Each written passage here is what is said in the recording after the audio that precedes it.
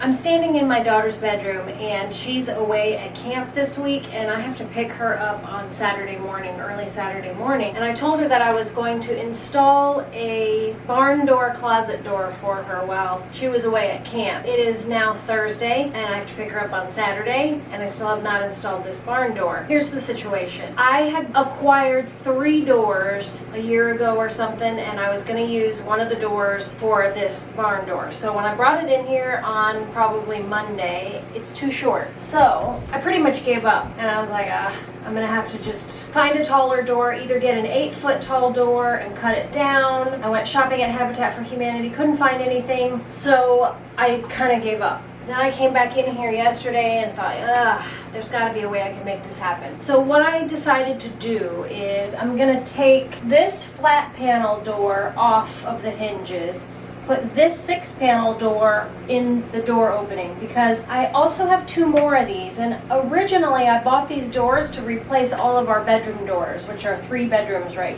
on this side of our house. Then they sat in my garage for a long time and I thought, let me use it for this closet door. Anyway, what I'm going to do is put this door here so that all my bedroom doors will match. I'm going to take this door off and I'm going to use that here because it's a flat door. I'm going to trim out the door with some, I think I might do either shiplap or I might do it the other way, bring it up to date a little bit and make it look. The other reason why I have to do some sort of basically covering on the door is because I'm going to have to add height to this door in order to be able to clear the trim. A lot of finagling, but I need to do this for next to nothing. So that's why I'm doing it like this, and because I couldn't find an 8-foot door that I could cut down. That's what I'm doing. So this is the track that I bought to make this happen. I bought this at Habitat for Humanity and it was $5. I will hopefully finish this today and show you the finished product. Stick around till the end. I'm going to give you a whole tour of this room and I'll show you all the projects and things that we did in here, including this storage bed, which is a real popular video of mine. So let's get started. Alright, so I guess I should show you the situation behind this door. So this is just leaning here. Door. Well, when I opened that up and got into the situation, I realized there was a pocket door. I had to take off a piece of trim and there was a pocket door under there. Well, I was super excited because it's like, this is easy. I can just get that pocket door out and utilize that. Well, the pocket door hardware is all jacked up and I can't fix it. I spent 2 days trying to make this pocket door work. The hardware's from 1962 and I can't find the pieces or parts. I can't even remember because I did that about a year ago. Anyway, I just decided, you know what? She loves the modern aesthetic look. I'm gonna go ahead and just put a barn door over this and be done. So that's what we're doing. The door handle off because I want to reuse this on that door.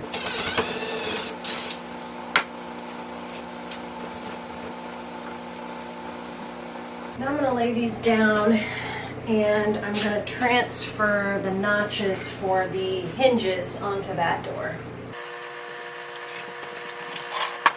Actually, I think what I'll do is I'll put it on its side.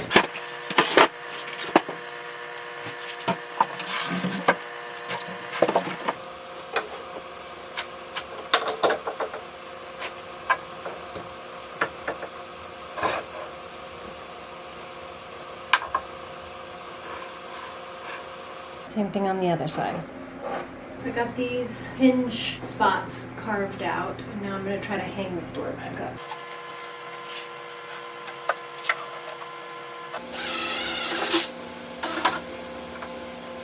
Okay, so I've got the door hung. I had to plane off a little bit of it in certain spots so that it would close nicely.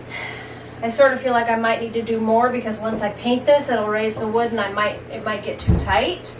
But yeah, I think it's going to be okay. So now what I'm doing is I've got to put the hole in the door for the handle, and I don't have a door saw. So I'm going to attempt to do this with my scroll saw bit on my jigsaw and then a Forstner bit to make that hole. We'll see. So here we go. Let's see, I don't even know if my scroll saw blade's gonna make it all the way through, to tell you the truth. Alright, let's see if this will fit. Alright, so that works. Now I just need to make that hole. All right, so I went and grabbed my Forstner bits, and this one, which is 1 inch, I think that's 1 inch. Anyway, that's the one that fits right into the old door opening perfectly, so I'll go ahead and drill that and try to get to the right in the center of the hole. So let's see if I can do it. I'm attempting to find the center of this. All right, so now I should be able to drill straight in there.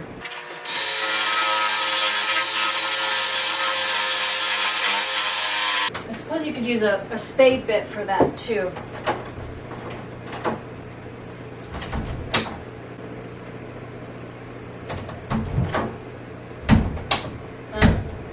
Door's definitely sticking in too many places.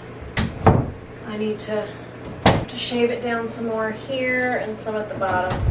Okay, I think that's good, other than painting. Now I can get started on this door. I have to extend it somehow. Not exactly sure how I'm gonna do that. I have these leftover pieces of wood trim from my pantry when I demolished my pantry. So I'm gonna use these to extend the door. So what I'm gonna do is I will sandwich 2 of these together like this, and then this is the exact width of the door. And then I will pocket screw these together. And then I think what I'll do is I'll put another piece of wood on the back side of the door like this, or maybe I'll use mending plates on the back. I'm not sure. But this will be the bottom of the door, so there won't be any weight hanging on this join here. So I'll hang the door from the top, which will be into the solid door wood. And like I said, this is all going to be covered with some sort of Luan or really thin plywood in order to cover the whole door. Okay, so now I'll screw these together, put a few pocket holes in here, attach it to the bottom of the door, maybe put a mending plate on either side, and we'll be good to go.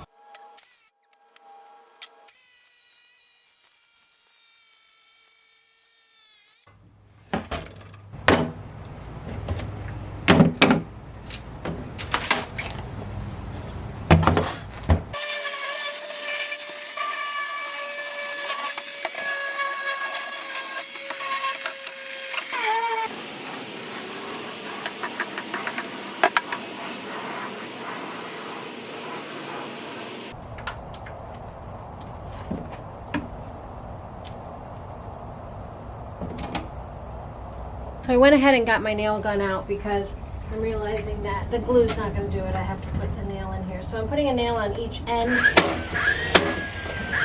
hold the ends down because the door has wood against this edge. I realized something as I'm doing this, and this could have been done more like a dock or a deck builder, where you cut your pieces roughly a little bit longer on both sides of your length so that you're not having to try to do precise cuts the exact width of the door. And then once the pieces are all fastened on the door, you can make yourself a chalk line down one side and then just cut it all off at once. Because now I've got a couple pieces that aren't exactly square, and so they're not lined up all the way across here. I'll show you what I mean. Somehow I managed to cut this piece short and this piece long or whatever. I don't know. So I'm gonna have to now fix that. But had I cut them all the boards on both sides an inch or half an inch longer than the width of the door, then I could have just drawn a chalk line all the way down this side of the door here, or pop a chalk line here. Then with my circular saw, just cut that off at the end, and then it would have been nice and perfectly square with all this. So anyway, just a quick tip. I forgot to hit the record button when I was putting this up. I hung the metal track. I used 4 screws and I screwed it right into the studs. I made sure that I used a long screw and went right into the studs. Then I just attached the 2 brackets to the door. I fed it into the side of this track, and that's it. So I haven't even, I've just put wood filler here to fill the holes, but I have not even put the bottom guides on yet because it doesn't seem like it's really necessary. The door is heavy enough that it doesn't move, but I'll probably put the bottom guides on. The only thing is that this track kind of has a little bit of flexibility to it, and so it kind of bounces a little bit. because it's hanging out and not mounted from the ceiling. So I probably ought to just make this door taller and mount that on the ceiling. That would make more sense. You know, maybe I will do that. But for now, I'm going to paint both doors and let it be a little bit of a reveal for my daughter when she comes home from camp on Saturday. It's day 2 of this project, and yesterday I did manage to get the doors all in and painted. So today I'm going to, this morning I've already sanded this door just to smooth out and take off the little rough spots. And I'm going to give it one more coat of paint, and then I'm going to call it done. And then this door, I have 2 coats of paint on here, which I think is fine. I am going to, at a later date, sand this down or plane this door again a little bit more because it does stick. You know, and I don't want to have it making that sound every time it opens and then closes. So I'm going to plane that down, but I'll do that next week. That's where I'm at today. One more coat of paint on this guy. The doors are finished for now. I'll go ahead and show you around the room real quick because this is, I have a playlist for everything that we've done in this room, and I'll link to that playlist at the end of the video so you can click on that and look at every project. It's still not complete, but much better than it was. So starting with the bed, we built this storage bed.